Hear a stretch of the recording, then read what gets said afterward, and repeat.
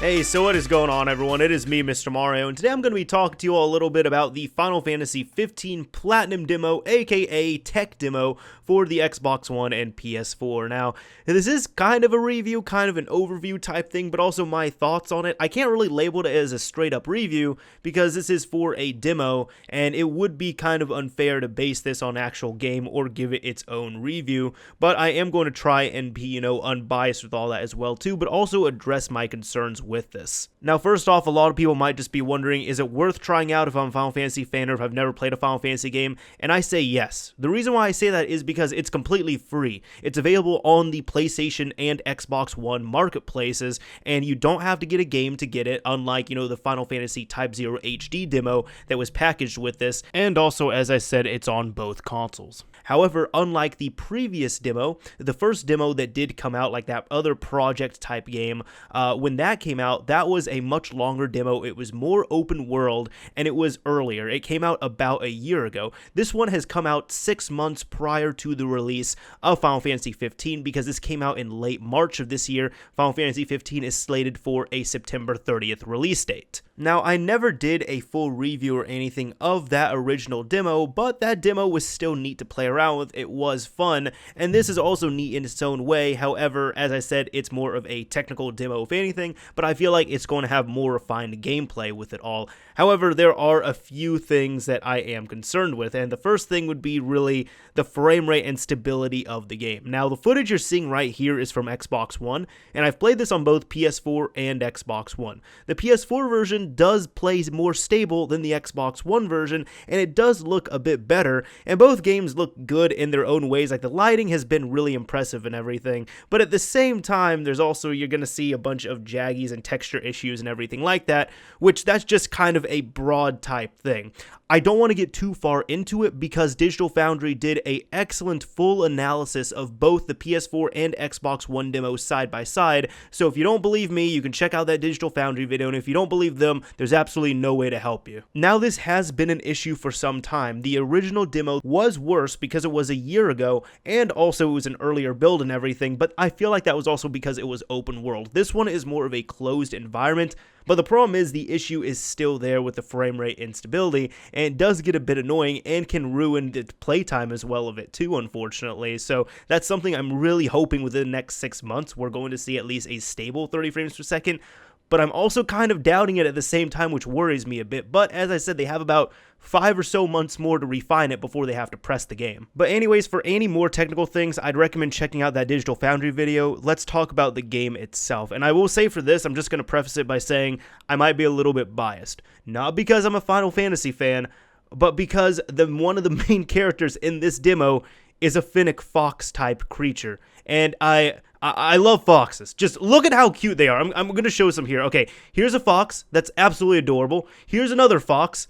There's another fox right there, and I'll throw this fox up as well, too. Now, if somebody told me that most of this game was just you hanging out with a fox and talking to it, I would have played the demo earlier, but I got my hands on it a bit later, so it is what it is, but I still got to play it and everything. Although, here's the thing, the reason why I say that as well too is because it might sound like I'm making this up for comedic effect or anything, but I'm really not. At the beginning, you start out as a younger version of Noctis who is knocked out somewhere in the forest, and this cute little fox creature comes over to him and gives him a phone, so he takes it and checks it out, and then you start communicating with this fox through text messages.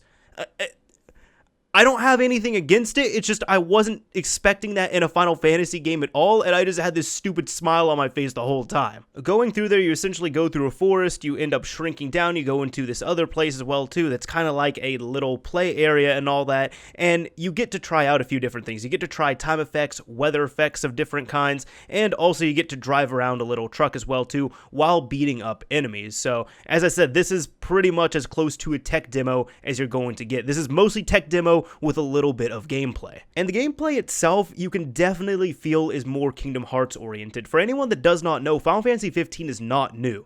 I actually partially bought a PS3 for Final Fantasy 15.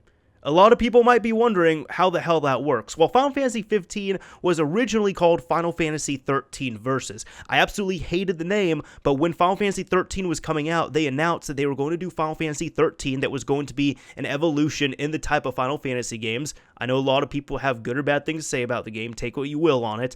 And then they also announced Final Fantasy 13 Versus, which was going to be a darker, different side of Final Fantasy by Tetsuya Nomura, and it was going to play more like a Kingdom Hearts style game, and you can definitely see that here, which is neat to see. However, it does play a lot slower than a Kingdom Hearts game, and that's not because of the frame rate, it's just because the battle system on here does feel slower, and honestly, it does feel clunky at times. It doesn't feel as fast or smoother as refined as I remember Kingdom Hearts to be. Even when I played the HD remakes of it more recently that are more based on, the Kingdom Hearts 2 refinements, those games still played more fluid and smoother than this right here. But then essentially near the end, you are trying to get out of this whole dream realm, and then you end up battling a big monster, you turn into regular full-size Noctis, and from there, you're able to destroy the monster, get into your dad's car, remember who you are and everything, you kind of lose your amnesia and gain back all your abilities, and you also get this carbuncle right here, which is that little fox that you are able to name after that. And by the way, if you're interested in getting the game even at all, that's why this demo would be worth playing,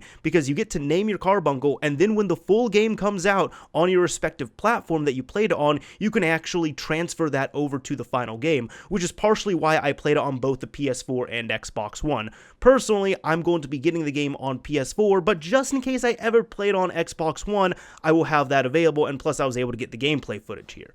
Now, since I've played both of them, which one would I recommend? And would I recommend a PC version? And what are my thoughts on that? Well, first off, they haven't announced a PC version, but here's the thing, let's look at recent history with Square Enix. Granted, years ago, they ended up putting Final Fantasy 7 and 8 on the PC, but they also redid it for more modern platforms. But recently, they just put 9 on there for the first time, 11 has already been on there, 14 was on there as well too, and also the whole 13 trilogy came on there, and that doesn't even include all the other ones in the original Retro series that had been coming back and being ported over to PC, but I'm talking about the 3D type ones. Now, recently, Square Enix said they're not planning a PC release at the moment, and I can believe that. They're not planning one at the moment. But my logic is, if they were able to port Final Fantasy 13, the trilogy, no less, from the PS3 and Xbox 360 over to the PC, they would be absolutely crazy to never do that with 15, especially since 15 is going to be running on the same type of architecture on these newer systems compared to the older ones where they had to run on, the PS3 Cell architecture and the Xbox 360's PowerPC architecture. So would it be worth waiting to get on PC? To that, I don't know, and that really depends on what type of fan you are, honestly, because 13 eventually came out on PC, and a lot of people didn't like it, but also a lot of people do like it, but for the people that did, the people that wanted to play it, they got to play it just, years and years later. So it just depends on if you want to wait. But if you don't want to wait, or if you have a console that you want to pick it up on right now, honestly, my best advice would be to get it on PS4, because I've seen it play better on the PS4. I've seen the tech analysis and everything as well too, and honestly, it's going to be kind of the lesser of two evils on there. I don't think they're going to be doing any content exclusive things per console or anything like that, but I kind of thought of it like this.